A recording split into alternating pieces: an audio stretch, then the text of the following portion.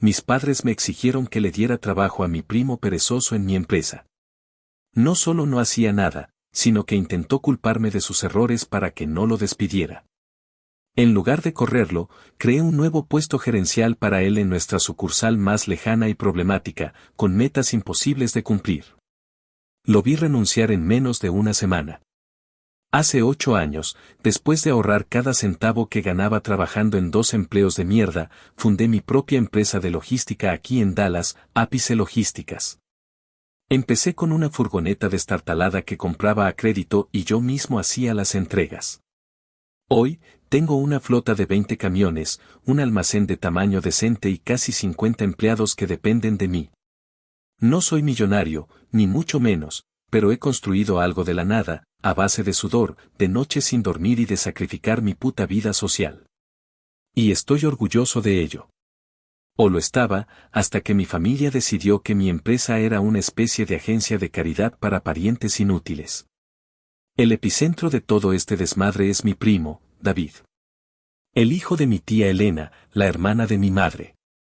David tiene 29 años y es la definición andante de un fracasado con ínfulas de grandeza.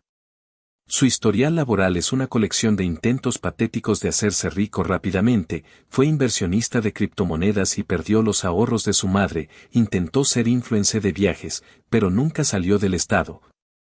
Y su último gran emprendimiento fue el dropshipping de productos chinos de ínfima calidad. Obviamente, nada funcionó. Su única habilidad real es la de manipular a su madre para que crea que es un genio incomprendido a punto de dar el gran golpe. Así que, desde hace meses, mi vida se convirtió en un infierno diplomático. El asalto empezó de forma sutil, en las comidas familiares. Mi tía Elena, con sus ojos de Bambi a punto de ser atropellado, me decía cosas como, «Ay, Adrianito, si vieras a David, tan listo que es, pero con tan mala suerte. Necesita a alguien que crea en él». Luego, la artillería pesada, las llamadas de mi propia madre.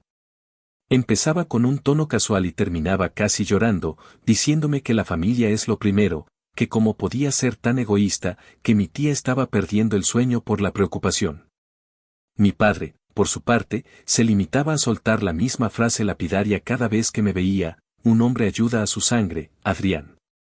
No lo olvides».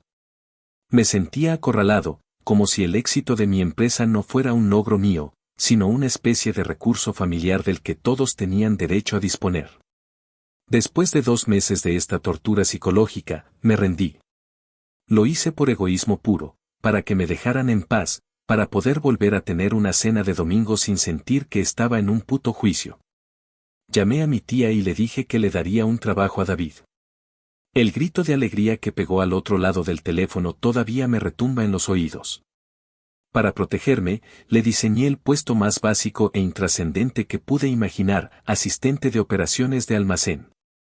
Sus tareas eran a prueba de idiotas, recibir mercancía, escanear códigos de barras, verificar que el número de cajas en el palé coincidiera con el manifiesto y meter los datos en un sistema sencillísimo.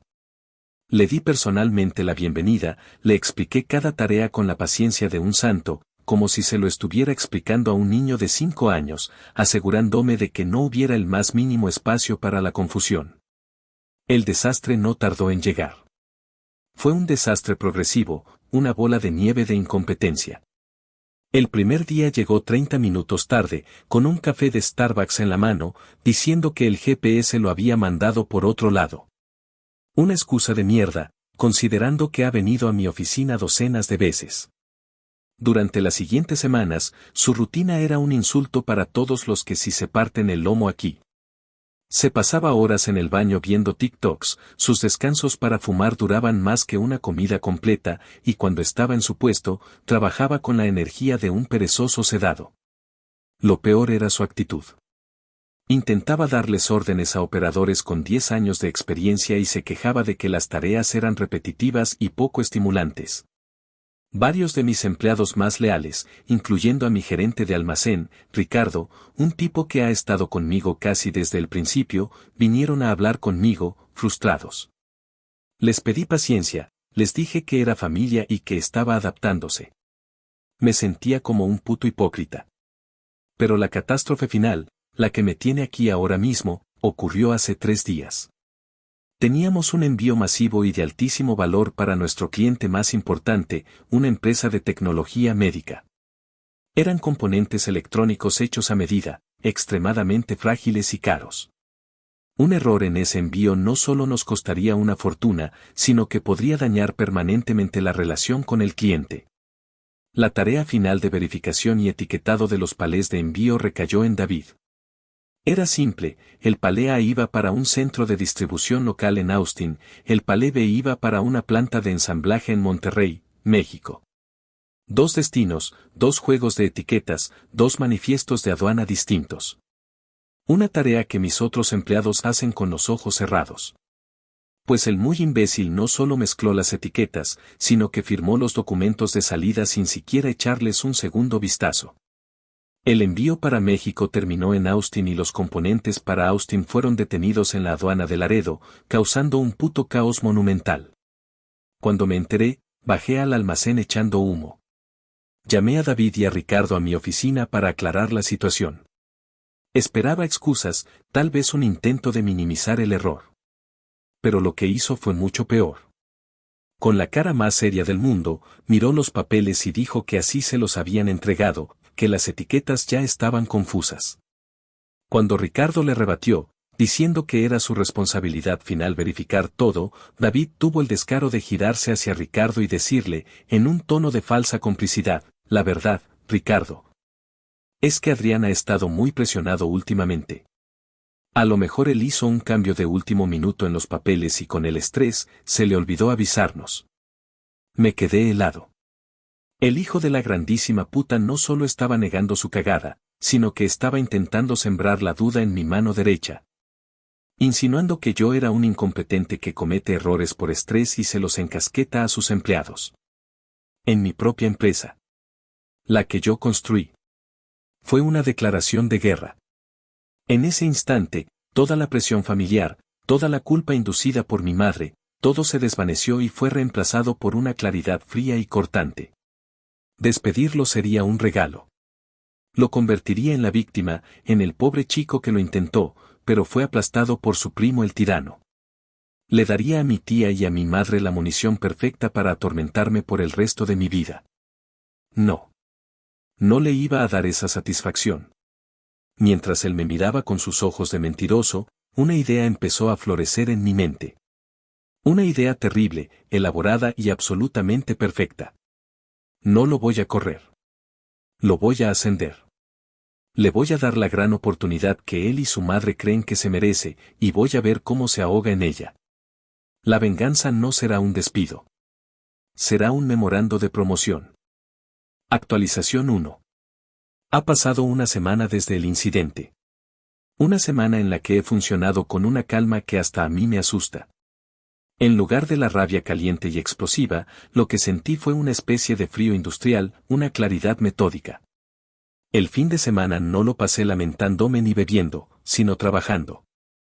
Me encerré en el estudio de mi casa con una cafetera llena y me puse a diseñar la trampa más hermosa y elaborada que mi mente pudo concebir. Investigué cada detalle de nuestra sucursal de Midland Odessa, esa espina en nuestro costado que solo mantenemos por un par de contratos petroleros viejos que aún son rentables. Repasé sus números, sus problemas de personal, su logística de pesadilla. Llamé a Javier, el supervisor de allá, un tipo curtido por el sol y el trabajo duro que no tiene pelos en la lengua, y le expliqué que iba a hacer un cambio estratégico. No le di todos los detalles, pero es un hombre listo y entendió el subtexto. Mientras tanto, en la oficina de Dallas, el ambiente era tenso. La gente caminaba de puntillas a mi alrededor, esperando el anuncio del despido de David.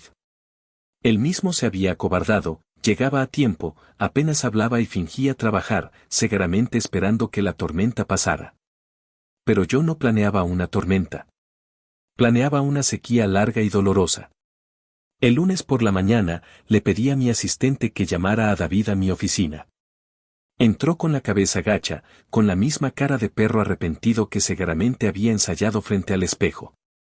Se sentó en la silla frente a mi escritorio y se preparó para recibir la sentencia. Yo me tomé mi tiempo. Revisé unos papeles, tecleé algo en mi computadora, y finalmente levanté la vista y lo miré fijamente. Empecé con un tono grave, diciéndole que el error del envío había sido inaceptable y que había puesto a la compañía en una posición muy delicada. Vi cómo se encogía en su asiento. Y entonces, hice el giro. Pero después de pensarlo mucho, David, continué, inclinándome hacia adelante, me di cuenta de que el error no fue tuyo. Fue mío. Te puse en una posición en la que no podías brillar. Tu potencial es mucho más grande que escanear cajas en un almacén. La confusión en su rostro fue deliciosa. Pasó del miedo a la perplejidad en un instante. Le hablé de la visión de la empresa, de la necesidad de expandirnos en mercados complicados, y de cómo necesitaba gente de confianza, líderes natos, para llevar a Apice Logistics al siguiente nivel. Fue entonces cuando le presenté la oportunidad.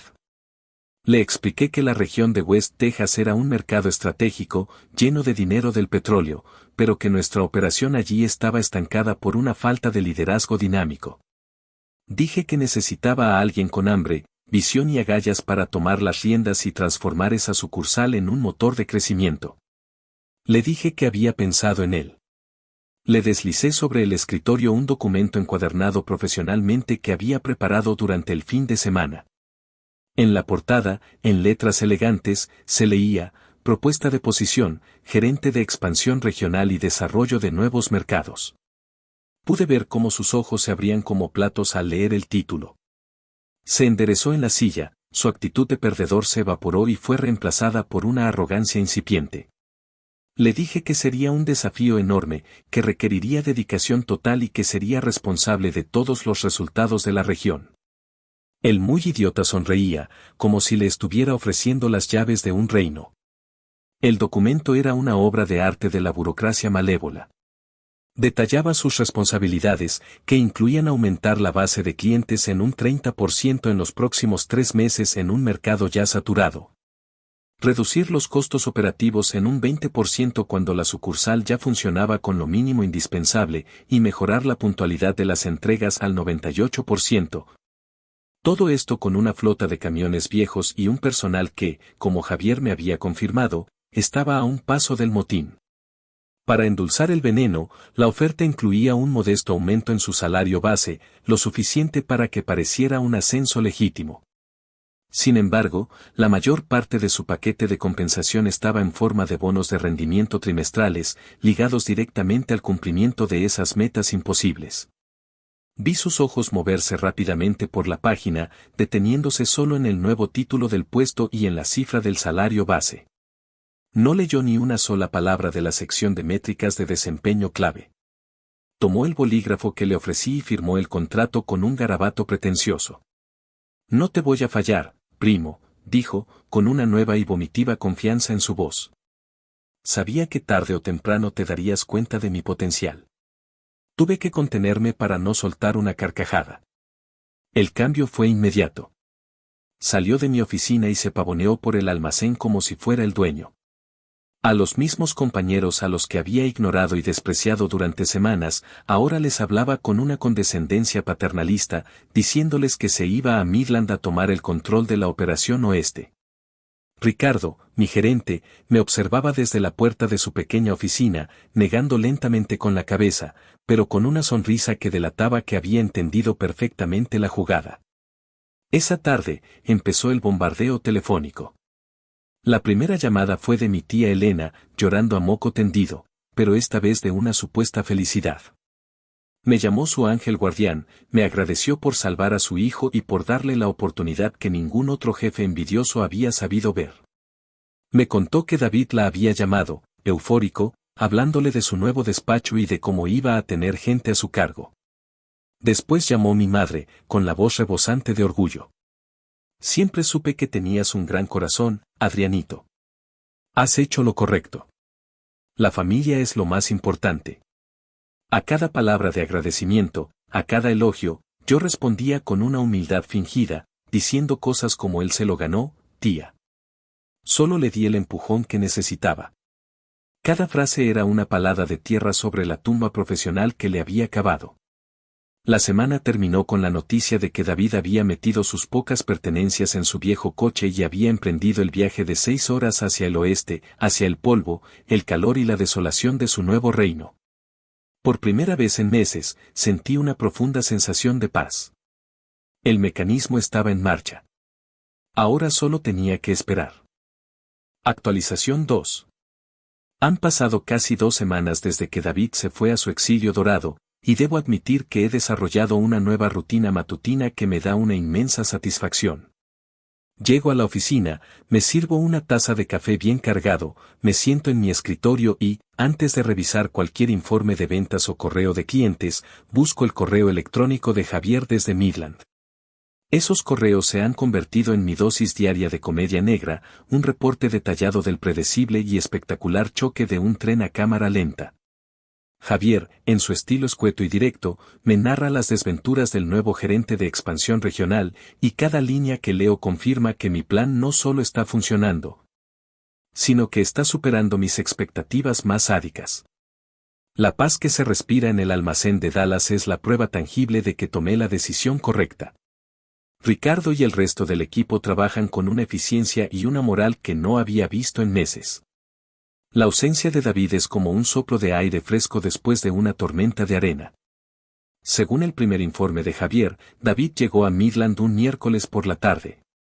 Vestido con unos pantalones de vestir y un blazer que debieron empezar a sudar en el momento en que bajó del coche y lo golpeó el aire seco y caliente de West Texas.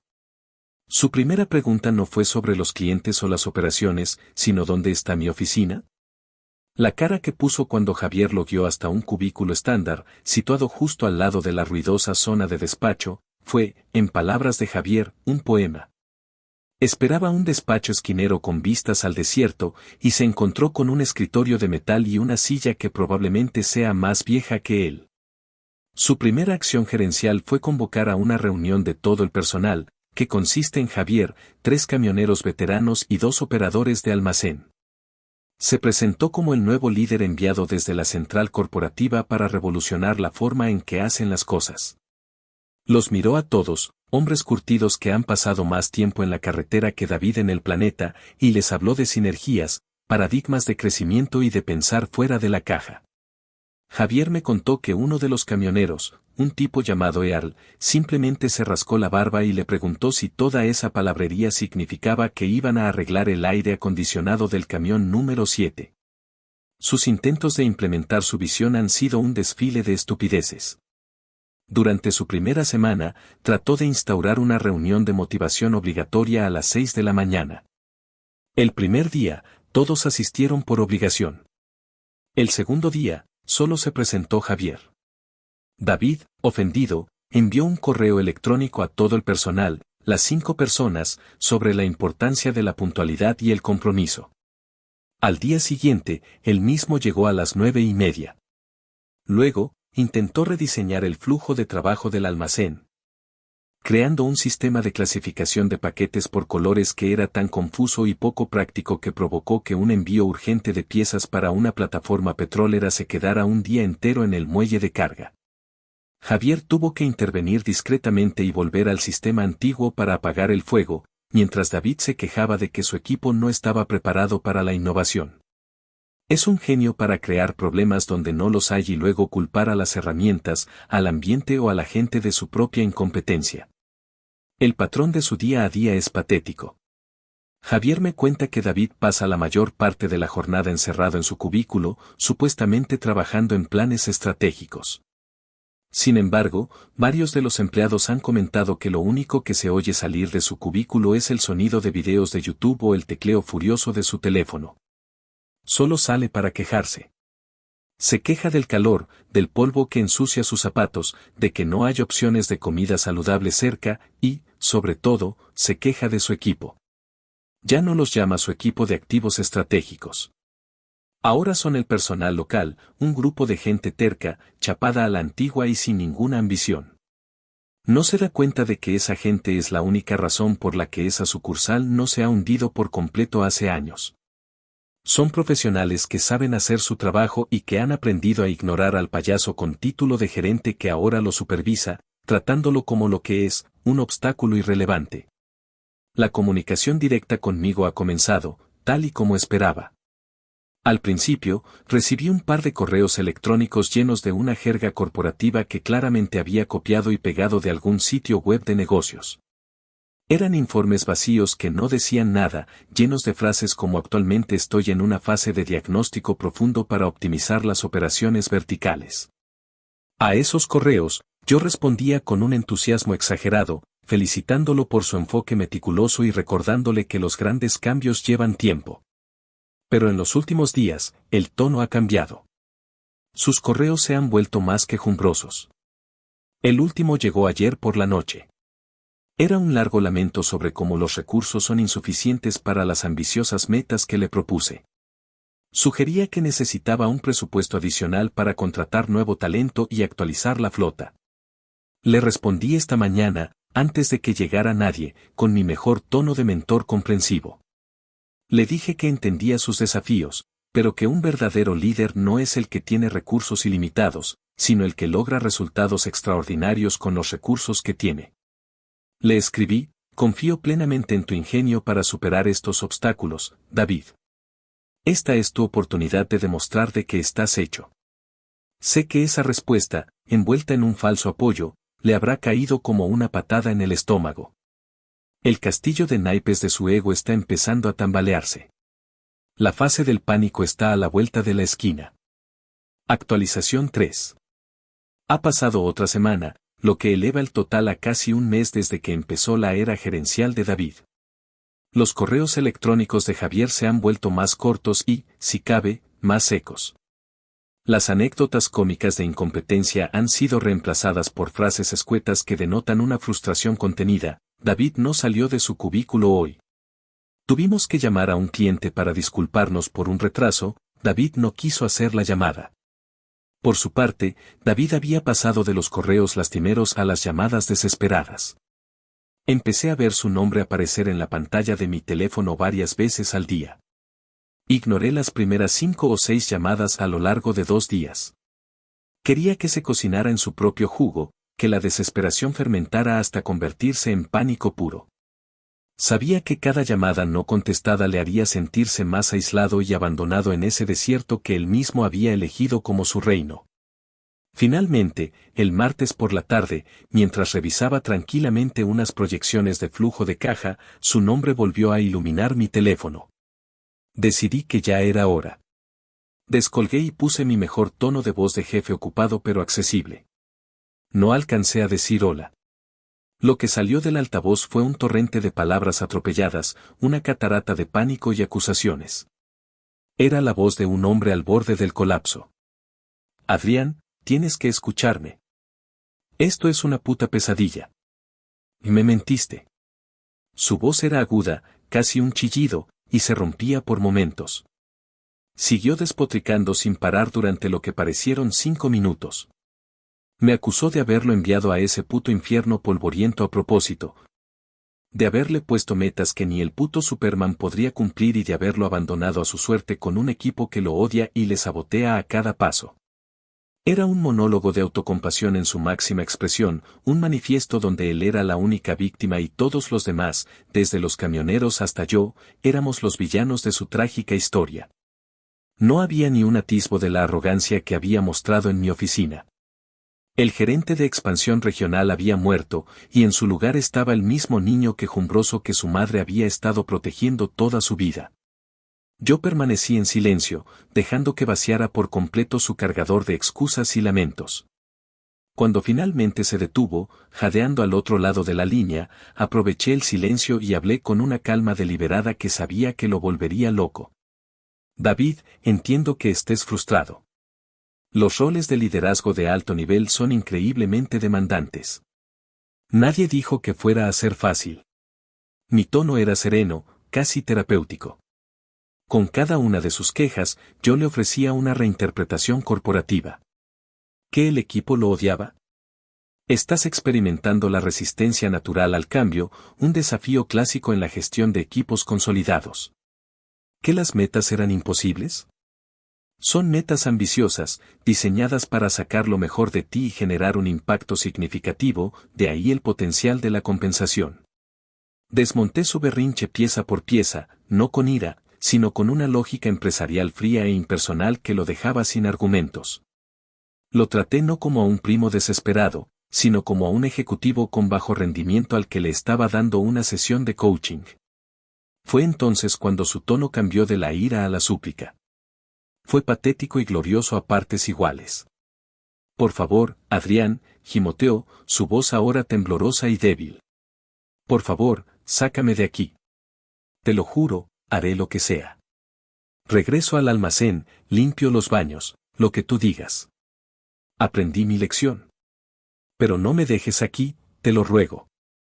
Este era el momento que había estado esperando. La rendición incondicional. Saboreé el momento por un segundo antes de responder, con un tono de falso pesar. David, me pones en una situación muy difícil, le dije, suspirando como si estuviera cargando con un gran peso. Como sabes, tu antiguo puesto ya fue cubierto hace semanas. No sería justo para la nueva persona. Además, la empresa ya ha realizado una inversión considerable en tu reubicación y en la creación de tu nuevo cargo. Retirarte ahora, de forma abrupta, dejaría a toda la región de West Texas sin liderazgo y pondría en riesgo contratos importantes. Simplemente no puedo autorizarlo. Mis manos están atadas. Antes de que pudiera protestar, le di el golpe de gracia, la estocada final envuelta en el papel de regalo de la motivación barata. Escucha, David. Cuando hablamos en mi oficina, me dijiste que estabas listo para esto. Tu madre y tu tía están increíblemente orgullosas del paso que has dado. No puedes rendirte a la primera dificultad. Un verdadero líder no huye cuando las cosas se ponen feas. Se queda y lucha. Yo todavía creo que tienes el potencial para darle la vuelta a la situación. Concéntrate, enfócate en los objetivos pequeños y construye desde ahí. Demuéstrale a todos, y a ti mismo, que puedes hacerlo. Utilicé las expectativas de la familia y sus propias palabras jactanciosas como los barrotes de su jaula. Se quedó en silencio, un silencio cargado de derrota y rabia impotente. Hablamos en un par de semanas para evaluar tu progreso, añadí con un tono animado y falso. Y sin esperar respuesta, colgué. Me recliné en mi silla y miré por la ventana. La sensación no fue de euforia, sino de una profunda y tranquila satisfacción, como cuando terminas un proyecto complicado y todo ha salido exactamente como lo planeaste. El problema de David estaba contenido. No lo había despedido, le había dado la soga y él mismo se estaba ahorcando con entusiasmo. Sabía, con absoluta certeza, cuál sería el siguiente paso. La llamada de David había sido la fase 1 de la explosión.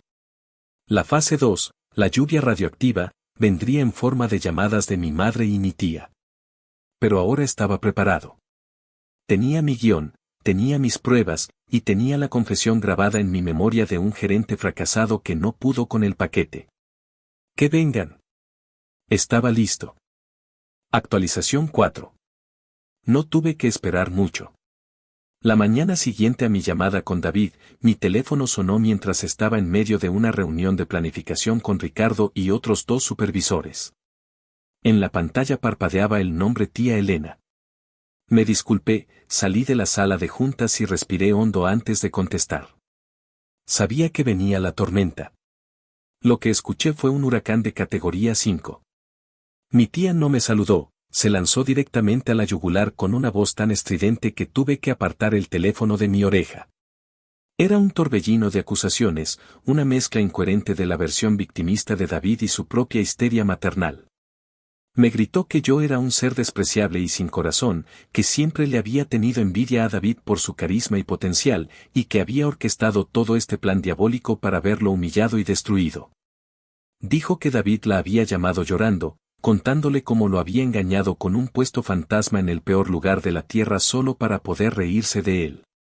Mi respuesta fue una actuación digna de un premio. En lugar de gritarle de vuelta, adopté un tono de profunda preocupación y desconcierto. Tía, por favor, cálmate, me estás asustando. No entiendo de qué hablas, le dije con la voz más serena que pude encontrar. Dejé que se desahogara, que lanzara toda su artillería de insultos y acusaciones. Cuando finalmente hizo una pausa para respirar, intervine con una lógica fría y cortante. Tía Elena, con todo el respeto que te mereces, le ofrecía a David una posición gerencial. Un puesto con un título importante, un salario competitivo y la oportunidad de dirigir una región entera. Él leyó la oferta, la entendió y la aceptó con mucho entusiasmo. De hecho, parecía muy emocionado por el desafío. Cada una de mis palabras, pronunciadas con calma, parecía echarle más leña a su fuego, porque la lógica era un arma contra la que su histeria no podía competir. La llamada terminó con ella gritando que yo era un mentiroso antes de colgarme bruscamente. La segunda llamada llegó 2 horas después. Era mi madre. Su enfoque fue diferente, más insidioso. No hubo gritos, sino un tono de profunda y dolida decepción, el arma que siempre había sabido usar conmigo. Empezó diciéndome que mi tía estaba inconsolable y que ella no sabía qué pensar. Me habló de la importancia de la familia, de cómo se suponía que debíamos cuidarnos los unos a los otros. Dijo frases como, hijo, tu éxito es un orgullo para todos, pero no dejes que te endurezca el corazón. Lo que le hiciste a tu primo, no está bien. Engañarlo de esa manera, no es propio de ti. Intentaba hacerme sentir culpable, posicionarme como el nuevo rico arrogante que ha perdido sus valores familiares y que ahora usa su poder para pisotear a los menos afortunados. Convenientemente olvidando que el menos afortunado era un vago de casi 30 años que había intentado sabotearme en mi propia empresa. Fue en ese momento que decidí que ya había tenido suficiente. Había jugado a la defensiva, pero era hora de contraatacar. Mamá, le dije, mi voz perdiendo la calma fingida y adoptando un tono firme y definitivo. Estoy cansado de esto. Estoy cansado de ser el malo de una película que ustedes mismos escribieron. Te voy a pedir que revises tu correo electrónico en 5 minutos. También se lo enviaré a papá. Después de que lo lean, podemos volver a tener esta conversación si todavía creen que hay algo de qué hablar. Antes de que pudiera responder, colgué. Fui a mi computadora, abrí un nuevo correo y adjunté 3 archivos. El primero era una copia escaneada del contrato de David, con su firma orgullosa al final, donde el título de gerente de expansión regional y el salario base estaban claramente visibles. El segundo era la descripción completa del puesto, con la lista detallada de las metas y responsabilidades que él había aceptado. El tercero era una selección de mis intercambios de correo con él, incluyendo mis respuestas llenas de un apoyo incondicional. Escribí un único asunto, aclaración sobre la oportunidad de David. Y le di a enviar. El resto del día fue de un silencio absoluto. No hubo más llamadas. Ni de mi madre, ni de mi tía, ni de mi padre. El silencio era mi victoria. Les había quitado todas sus armas. Ya no podían esgrimir la ignorancia o la manipulación, porque los hechos estaban ahí, en blanco y negro, en su bandeja de entrada. David no había sido engañado, había sido ambicioso y estúpido. No le habían tendido una trampa, le habían dado una oportunidad real, bajo unos términos que él aceptó por escrito, y había demostrado ser absolutamente incapaz de manejarla. La narrativa del pobre David víctima de su primo malvado se había derrumbado bajo el peso de la evidencia. Por la noche, recibí un escueto mensaje de texto de mi padre. Decía, recibimos la información. Es, mucho que procesar. Sabía lo que significaba, jaque mate. La validación final, la que realmente importaba, llegó al final de la jornada laboral. Ricardo se asomó a mi oficina. ¿Tienes un minuto, Adrián? Asentí y cerró la puerta detrás de él. Se quedó de pie un momento y luego dijo, mira, no voy a preguntar qué coño está pasando con tu primo. Pero Javier llamó hace un rato. Solo para decirme que la moral del equipo de Midland, a pesar de todo, está mejorando. Porque ven que el payaso se está hundiendo solo y que nadie lo está rescatando. Hizo una pausa y luego añadió, con una media sonrisa. Y aquí, en Dallas, se trabaja a gusto, jefe. Hiciste lo que tenías que hacer. Esas palabras significaron más para mí que cualquier aprobación familiar. Era el reconocimiento de mi equipo de que había protegido a la empresa, de que había sido un líder justo. La guerra familiar había llegado a un punto muerto. Ahora, la única persona que podía hacer el siguiente movimiento era el propio rey, actualmente varado en su castillo de arena. Y yo sabía que su única jugada posible era la rendición. Actualización final. El final llegó antes de lo que esperaba. Pasaron 4 días de un silencio tenso y espeso por parte de mi familia. 4 días en los que me dediqué a mi trabajo con una concentración renovada. El viernes por la mañana, llegué a la oficina antes que nadie, con un café en la mano, listo para empezar el día. Al abrir mi correo, un asunto en la bandeja de entrada me saltó a la vista. Estaba escrito en mayúsculas y provenía de la dirección de correo de David. Decía, renuncia inmediata y declaración final. Supe, antes de abrirlo, que la partida había terminado. Hice clic y me preparé para el espectáculo final. No era una carta de renuncia. Era un manifiesto. Un vómito de palabras desquiciado y autocomplaciente que se extendía por varias páginas. Estaba lleno de errores de ortografía, una gramática atroz y un nivel de victimismo que era casi una forma de arte. En este nuevo relato, él no renunciaba por incompetencia, sino que se liberaba de un sistema opresivo. Me describía a mí como un tirano maquiavélico con un complejo de inferioridad que no soportaba ver a alguien con verdadero potencial de liderazgo brillar a su lado. La sucursal de Midland era un gulag corporativo y su personal, unos saboteadores locales sin visión de futuro. La ciudad entera era un agujero infame en el mapa. La joya de la corona fue su conclusión, donde afirmaba que renunciaba para proteger su salud mental y su espíritu emprendedor de la toxicidad endémica de mi empresa. Leí cada palabra con una mezcla de asco y fascinación. Era el documento perfecto, la prueba definitiva de su absoluta desconexión con la realidad. Era la confesión de un perdedor envuelta en el lenguaje de un mártir. Con una calma absoluta, reenvié el correo al Departamento de Recursos Humanos con una simple instrucción: por favor, procesar como renuncia voluntaria, con efecto inmediato. No se requiere liquidación adicional según el contrato firmado. Acto seguido, llamé a Javier a Midland. Su tono de voz era el de un hombre del que le han quitado un peso de encima. Llegamos esta mañana y su cubículo estaba vacío, jefe, me informó. Dejó las llaves encima del escritorio junto a una taza de café a medio beber y envoltorios de comida. Ni una nota, ni una palabra a nadie. Simplemente se esfumó.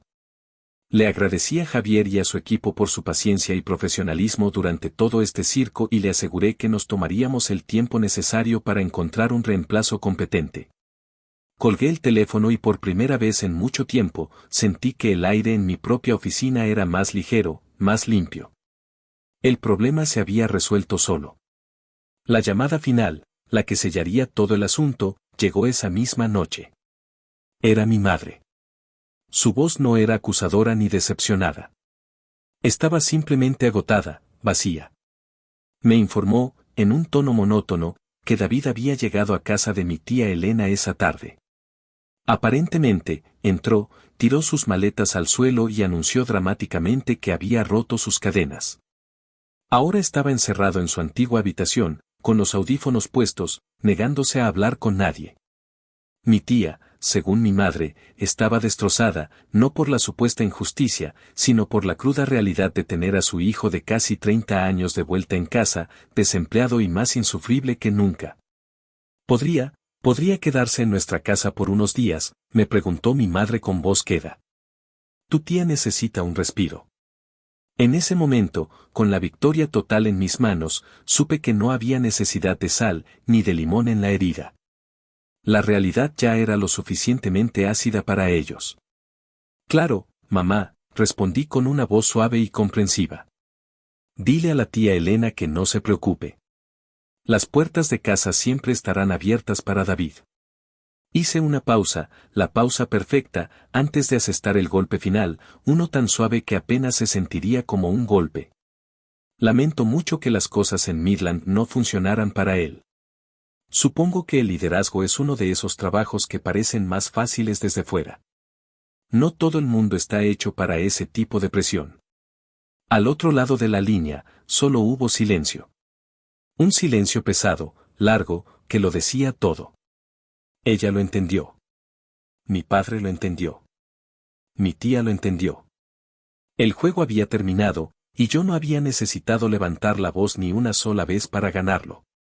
Colgué el teléfono y me quedé mirando la ciudad por la ventana de mi oficina. El drama había terminado. El experimento había sido un éxito rotundo.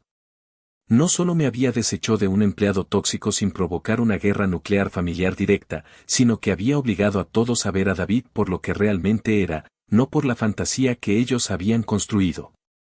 Mi empresa estaba a salvo, mi equipo estaba motivado y yo, por primera vez en meses, sentía una paz absoluta. Había protegido lo que construí con mis propias manos, y lo había hecho con la precisión de un estratega. Apagué la luz, cerré la puerta de mi oficina y me fui a casa, sintiendo que por fin podía volver a disfrutar del negocio que tanto me había costado levantar.